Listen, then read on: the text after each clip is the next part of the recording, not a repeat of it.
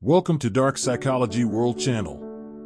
What we bring is the 38 letters from J.D. Rockefeller to his son, perspectives, ideology, and wisdom.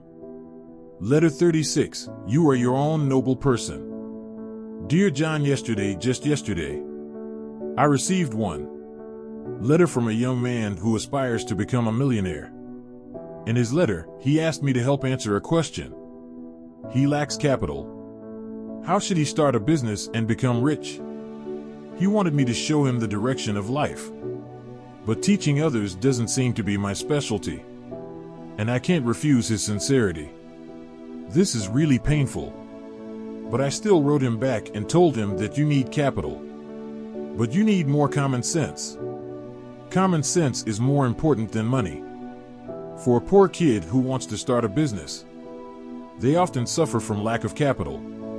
If they are afraid of failure, they will show hesitation, moving slowly at a snail's pace, even stop on the road to success and never get ahead. So in my reply to that young man, special reminder to him, the road from poverty to wealth is always open. The important thing is that you have to believe. I am my greatest capital. You have to exercise your faith. Keep exploring the reasons for hesitation until certainty replaces doubt. You need to know things you don't even believe yourself. You can't achieve it. Faith is the force that takes you forward. Everyone who desires success should realize the hope of success is hidden beside himself. Just realize this. He can get what he wants. In the letter, I told the young man a story. I believe this story will definitely blame him. Even all people. I also heard this story from others. The man who told this story said that once upon a time, there was a man named Al Haft. Of people lived not far from the Indus River. He owns a large orchid garden. There are also hundreds of acres of fertile farmland and lush gardens. He is a contented man and very rich. Because he is very rich, so he is very content. One day an old monk came to visit him. Sit by his fire and tell him you're rich.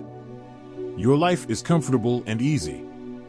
But if you have a handful of diamonds, you can buy the entire country. If you could have a diamond mine home, you can use the influence of this wealth. Put the child on the throne. Haft. After listening to these very tempting words of the old monk, that night when I was lying in bed, he seemed to have become a poor man. Not because he lost everything, but he started to become dissatisfied. So he feels poor. Also because he thinks he is poor.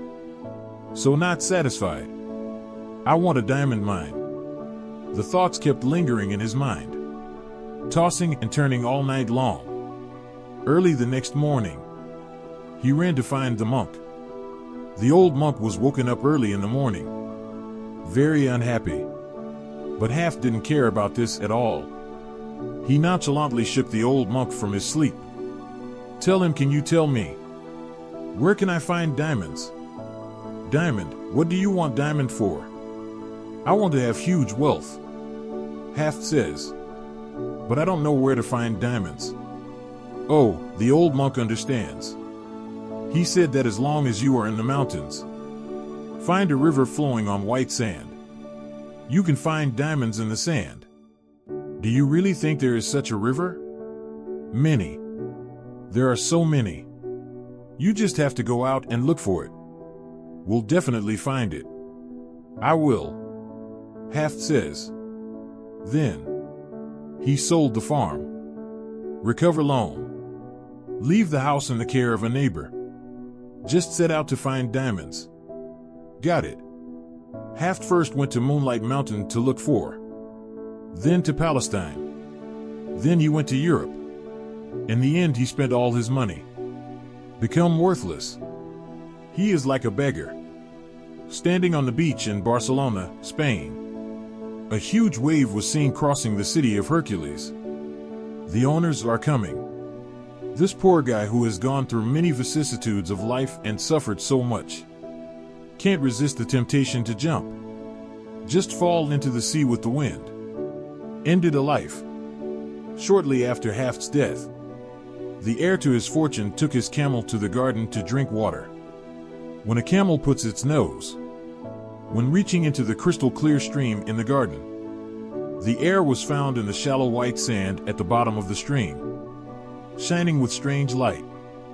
He reached down, touched a black stone. There is a shining spot on the stone, glowing with rainbow colors. He took this strange stone into the house. On the fireplace shelf, he went back to his work, completely forgot about it. A few days later, Nike told Haft where to find diamonds. The old monk comes to visit the heir of Haft. He saw the light from the stone on the shelf. Run over immediately. He shouted in surprise that this is a diamond. This is a diamond. Is Haft back? No, he hasn't come back yet. And it's not a diamond either. That's just a stone. I found it in my back garden. Young people, you got rich. I know diamonds. This is really a diamond. So they ran to the garden together. Hold up the white gauze at the bottom of the stream with your hands. Found many more beautiful than the first one. More valuable diamonds. This is how Golconda diamond mines in India were discovered. It was the largest diamond mine in human history. Its value far exceeds that of South Africa's gold leaf glass. The Quinur diamond set in the crown of England, and the one set in Russia, the largest diamond in the world. They're all mined from that diamond mine. John, whenever I remember this story, I can't help but sigh for Al Haft.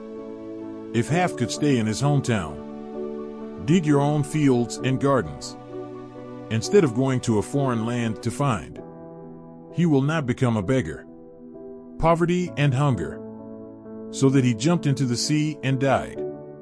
He already has diamonds all over the place. Not every story has meaning, but this story. But it brought me valuable life lessons. Your diamond is not between the distant mountains and the sea.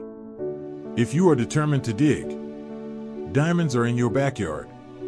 The important thing is to truly believe in yourself. Everyone has certain ideals. This ideal determines the direction of his efforts and value orientation. In this sense, I thought people who didn't trust me were like thieves. Because anyone who doesn't believe in himself, and people who are given full play to their abilities, it can be said that he is someone who steals from himself. And in this process, due to low creativity, he is also stealing from society. Since no one willfully steals from himself, those who steal from themselves, it was obviously stolen accidentally. However, this crime is still serious because of the losses caused by it.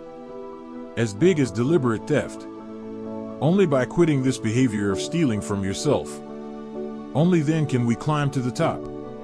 I hope that young man who longs to get rich, able to think through the teachings contained in it. Love you, Father. Thanks for listening to Dark Psychology World Channel. We will continue to bring you in the next issue 38 letters from J.D. Rockefeller to his son.